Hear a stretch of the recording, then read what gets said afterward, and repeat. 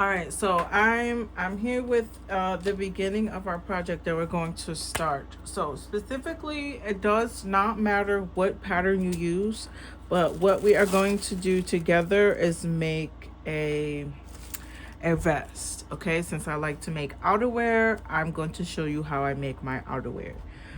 I would just suggest to start off with something small. So we're going to make a half a tank top vest or crop top vest, whatever you want to call it. So I have a shirt here just to show you guys that you don't need a specific pattern. You can cut out, you can trace out a pattern just using a simple shirt. However your shirt is and whatever your size is.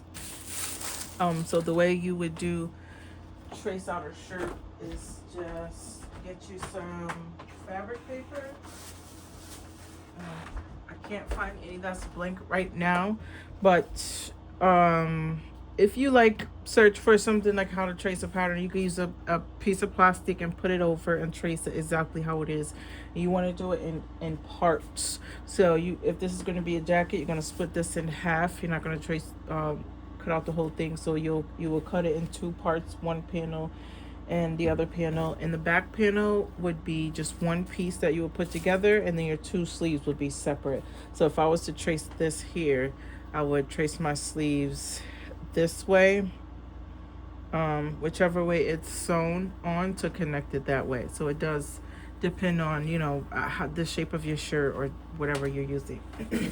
So again, I got a simple pattern from McCall's. I have plenty of patterns that I use, especially for sizing and just if I want it to be a certain style. But you could always like adjust it, adjust, you know, the center if you want it more slanted, if you want it more open, the chest part, the chest area, and if you want it skinnier. But we're just gonna stick to this one. I can't tell you specifically which pattern this is because I don't I just have certain parts that I use of a pattern. So this is a McCall's number M8354, and this is actually a kid size. So I have size 8, 10, 7, 8, 10, 12, and 14. This is what I use to make the top of my daughter's dress here with the gray Irish lace, and it worked up very well. So that's what we're going to do in the specific pieces that I have patterns for and that I've shown you guys in a few of my YouTube videos. If you just want to check those out, I'll try and definitely upload more more a little later, have them uploaded by tonight.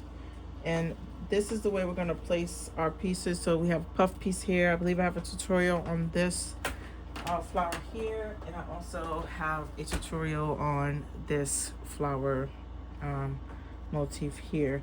So we just place them along the pattern. Make sure your lines are mostly right on T, right on the line. So, and you definitely want to make sure you make your smaller pieces so that when you have gaps in between, you can fill them in. And this is what I mean.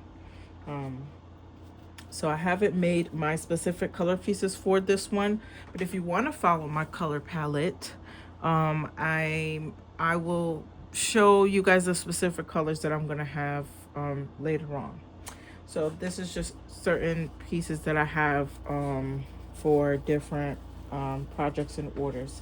So I'm just going to show you like how they're going to be placed. So depending on your size is depends on the number of pieces that you're going to make. So each piece that you make, you're going to just line it up. Doesn't mean it's going to specifically be in that place overall once you begin. But just to give you an idea of how many pieces that you're going to need, you're going to just make sure that they fit in each space. Like I said, make a bunch of smaller ones. I'll show you guys some other small patterns, like some smaller flowers and like some little leaves and things like that to fill in your gaps.